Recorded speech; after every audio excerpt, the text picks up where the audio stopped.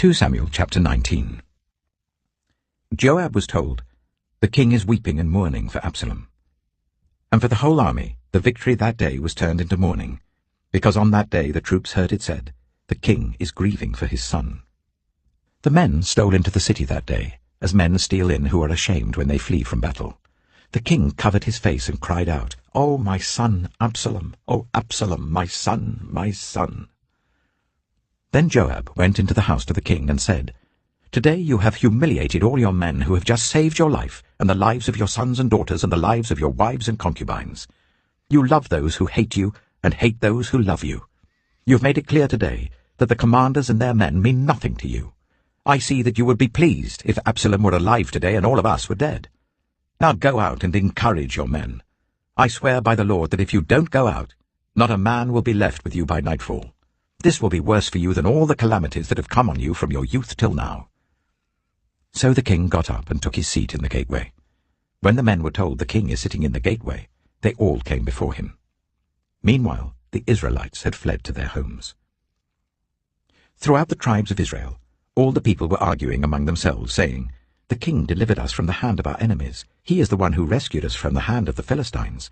But now he has fled the country to escape from Absalom, and Absalom, whom we anointed to rule over us, has died in battle. So why do you say nothing about bringing the king back?" King David sent this message to Zadok and Abiathar the priests. "Ask the elders of Judah, why should you be the last to bring the king back to his palace, since what is being said throughout Israel has reached the king at his quarters?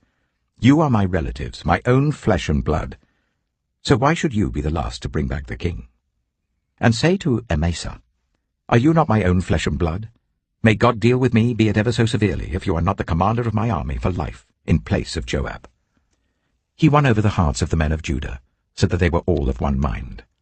They sent word to the king, "Return, you and all your men."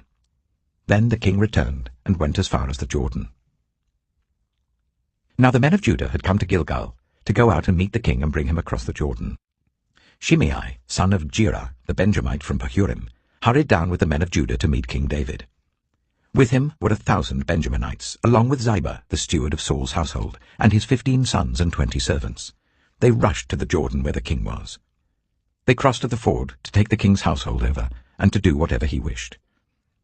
When Shimei, son of Gera, crossed the Jordan, he fell prostrate before the king, and said to him, "May my lord not hold me guilty. Do not remember how your servant did wrong on the day my lord the king left Jerusalem. May the king put it out of his mind. For I, your servant, know that I have sinned, but today I have come here as the first from the tribes of Joseph, to come down and meet my lord the king." Then Abishai, son of Zeruiah, said, "Shouldn't Shimei be put to death for this? He cursed the Lord's anointed." David replied, "What does this have to do with you, you sons of Zeruiah? What right do you have to interfere? Should anyone be put to death in Israel today? Don't I know that today I am king over Israel?" So the king said to Shimei, "You shall not die." And the king promised him on oath. Mephibosheth, Saul's grandson, also went down to meet the king. He had not taken care of his feet or trimmed his moustache or washed his clothes from the day the king left until the day he returned safely. When he came from Jerusalem to meet the king asked him, "Why didn't you go with me, Mephibosheth?" He said, "My lord the king, since I, your servant, am lame, I said, I will have my donkey saddled and will ride on it, so that I can go with the king. But Ziba my servant betrayed me, and he has slandered your servant to my lord the king. My lord the king is like an angel of God, so do whatever you wish. All my grandfather's descendants deserved nothing but death from my lord the king, but you gave your servant a place among those who eat at your table. So what right do I have to make any more appeals to the king?" The king said to him, "Why say more? I order you and Ziba to divide the land." Mephibosheth said to the king, "Let him take everything, now that my lord the king has returned home safely." Barzillai the Gileadite also came down from Rogelim to cross the Jordan with the king and to send him on his way from there. Now Barzillai was very old, 80 years of age. He had provided for the king during his stay in Mahanaim, for he was a very wealthy man. The king said to Barzillai, "Cross over with me and stay with me in Jerusalem, and I will provide for you." But Barzillai answered the king, "How many more years shall I live, that I should go up to Jerusalem with the king? I am now 80 years old. Can I tell the difference between what is enjoyable and what is not? Can your servant taste what he eats and drinks? Can I still hear the voices of male and female singers? Why should your servant be an added burden to my lord the king? Your servant will cross over the Jordan with the king for a short distance, but why should the king reward me in this way? Let your servant return, that I may die in my own town near the tomb of my father and mother. But here is your servant Kimham. Let him cross over with my lord the king. Do for him whatever you wish. The king said, Kimham shall cross over with me, and I will do for him whatever you wish. And anything you desire from me I will do for you. So all the people crossed the Jordan, and then the king crossed over. The king kissed Barzillai and bade him farewell, and Barzillai returned to his home. When the king crossed over to Gilgal, Kimham crossed with him. All the troops of Judah and half the troops of Israel had taken the king over. Soon all the men of Israel were coming to the king and saying to him, Why did our brothers, the men of Judah, steal the king away and bring him and his household across the Jordan, together with all his men? All the men of Judah answered the men of Israel, We did this because the king is closely related to us. Why are you angry about it? Have we eaten any of the king's provisions? Have we taken anything for ourselves? Then the men of Israel answered the men of Judah, We have 10 shares in the king, so we have a greater claim on David than you have. Why then do you treat us with contempt? Weren't we the first to speak of bringing back our king? But the men of Judah pressed their claims even more forcefully than the men of Israel. 2 Samuel chapter 20. Now a troublemaker named Sheba, son of Bichri, a Benjaminite, happened to be there.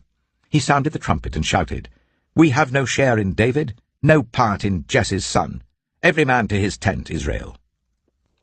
So all the men of Israel deserted David to follow Sheba, son of Bichri. But the men of Judah stayed by their king all the way from the Jordan to Jerusalem. When David returned to his palace in Jerusalem, he took the 10 concubines he had left to take care of the palace and put them in a house under guard. He provided for them, but had no sexual relations with them. They were kept in confinement till the day of their death, living as widows. Then the king said to Amasa, Summon the men of Judah to come to me within 3 days, and be here yourself. But when Amasa went to summon Judah, he took longer than the time the king had set for him. David said to Abishai, Now Sheba, son of Bichri, will do us more harm than Absalom did. Take your master's men and pursue him, or he will find fortified cities and escape from us. So Joab's men and the Kirathites and the Pelethites and all the mighty warriors went out under the command of Abishai. They marched out from Jerusalem to pursue Sheba, son of Bichri. While they were at the great rock in Gibeon, Amasa came to meet them. Joab was wearing his military tunic, and strapped over it at his waist was a belt with a dagger in its sheath. As he stepped forward, it dropped out of its sheath. Joab said to Amasa, How are you, my brother? Then Joab took Amasa by the beard with his right hand to kiss him. Amasa was not on his guard against the dagger in Joab's hand, and Joab plunged it into his belly, and his intestines spilled out onto the ground. Without being stabbed again, Amasa died. Then Joab and his brother Abishai pursued Sheba, son of Bichri. One of Joab's men stood beside Amasa and said, Whoever favors Joab, and whoever is for David, let him follow Joab. Amasa lay wallowing in his blood in the middle of the road, and the man saw that all the troops came to a halt there. When he realized that everyone who came up to Amasa stopped, he dragged him from the road into a field and threw a garment over him. After Amasa had been removed from the road, everyone went on with Joab to pursue Sheba, son of Bichri. Sheba passed through all the tribes of Israel to Abel-Beth-Maachah, and through the entire region of the Bichrites, who gathered together and followed him. All the troops with Joab came and besieged Sheba in Abel-Beth-Maachah. They built a siege ramp up to the city, and it stood against the outer fortifications. While they were battering the wall to bring it down, a wise woman called from the city, Listen, listen! Tell Joab to come here so that I can speak to him. He went towards her, and she asked, Are you Joab? I am, he answered. She said, Listen to what your servant has to say. I'm listening, he said. She continued, Long ago they used to say, Get your answer at Abel, and that settled it. We are the peaceful and faithful in Israel. You are trying to destroy a city that is a mother in Israel. Why do you want to swallow up the Lord's inheritance? Far be it from me, Joab replied. Far be it from me to swallow up or destroy. That is not the case. A man named Sheba, son of Bichri, from the hill country of Ephraim, has lifted up his hand against the king, against David. Hand over this one man, and I'll withdraw from the city. The woman said to Joab, His head will be thrown to you from the wall. Then the woman went to all the people with her wise advice, and they cut off the head of Sheba, son of Bichri, and threw it to Joab. So he sounded the trumpet, and his men dispersed from the city, each returning to his home. And Joab went back to the king in Jerusalem. Joab was over Israel's entire army. Benaiah, son of Jehoiada, was over the Kerethites and the Pelethites. Adoniram was in charge of forced labor. Jehoshaphat, son of Ahilud, was recorder. Sheva was secretary. Zadok and Abiathar were priests, and Ira the Jairite was David's priest. 2 Samuel chapter 21. During the reign of David, there was a famine for 3 successive years. So David sought the face of the Lord. The Lord said, "It is on account of Saul and his blood-stained house. It is because he put the Gibeonites to death." The king summoned the Gibeonites and spoke to them. Now the Gibeonites were not a part of Israel, but were survivors of the Amorites. The Israelites had sworn to spare them, but Saul, in his zeal for Israel and Judah, had tried to annihilate them. David asked the Gibeonites, "What shall I do for you? How shall I make atonement, so that you will bless the Lord's inheritance?"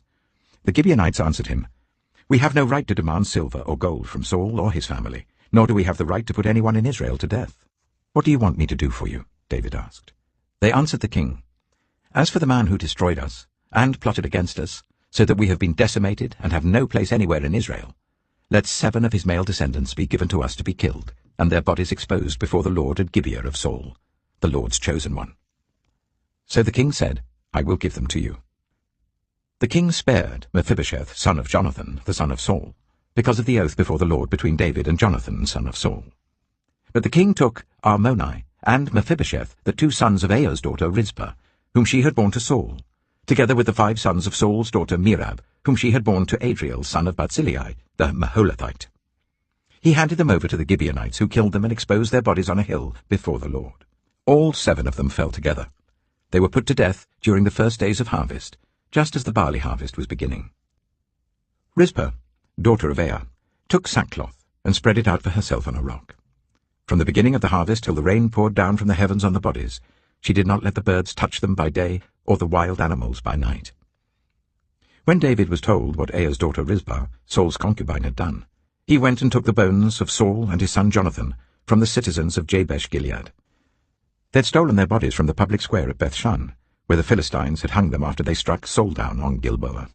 David brought the bones of Saul and his son Jonathan from there, and the bones of those who had been killed and exposed were gathered up. They buried the bones of Saul and his son Jonathan in the tomb of Saul's father Kish, at Zelah in Benjamin, and did everything the king commanded. After that, God answered prayer on behalf of the land. Once again, there was a battle between the Philistines and Israel. David went down with his men to fight against the Philistines, and he became exhausted. And Ishbi-Benob, one of the descendants of Rapha, whose bronze spearhead weighed 300 shekels, and who was armed with a new sword, said he would kill David. But Abishai, son of Zeruiah, came to David's rescue. He struck the Philistine down and killed him. Then David's men swore to him, saying, "Never again will you go out with us in battle, so that the lamp of Israel will not be extinguished." In the course of time, there was another battle with the Philistines at Gob. At that time, Sibbecai, the Hushathite, killed Saph, one of the descendants of Rapha. In another battle with the Philistines at Gob, Elhanan, son of Jair, the Bethlehemite, killed the brother of Goliath, the Gittite, who had a spear with a shaft like a weaver's rod. In still another battle which took place at Gath, there was a huge man with 6 fingers on each hand and 6 toes on each foot, 24 in all.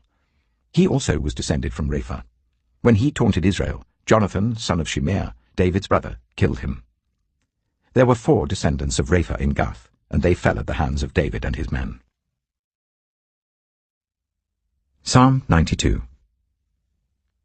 It is good to praise the Lord and make music to your name, O Most High, proclaiming your love in the morning and your faithfulness at night, to the music of the 10-stringed lyre and the melody of the harp. For you make me glad by your deeds, Lord. I sing for joy at what your hands have done.